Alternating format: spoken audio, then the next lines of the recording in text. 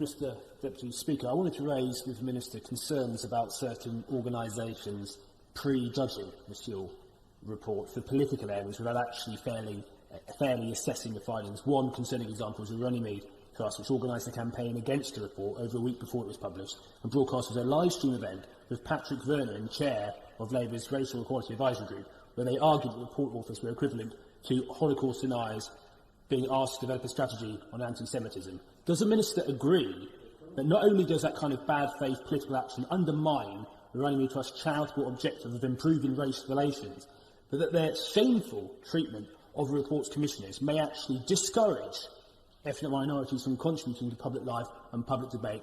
Thank you so much for your statement earlier. Mr Deputy Speaker, I completely agree with my honourable friend, and I believe what he has described is part of the climate of intimidation surrounding the report's authors, which I condemned in my statement earlier and just literally demonstrated by the member for Brent. I read in today's paper that the Runnymede Trust are now the subject of a complaint to the Charity Commission, and one of the complaints refers to the behaviour of the Trust CEO and staff towards ethnic minorities who have a different approach to racial equality.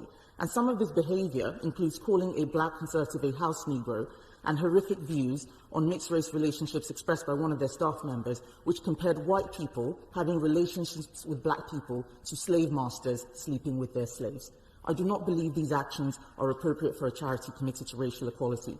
This is a good time to remind the House that the current chair of the Runnymede Trust applied to be a Labour candidate for Poplar and Limehouse in 2019, but failed to make the shortlist.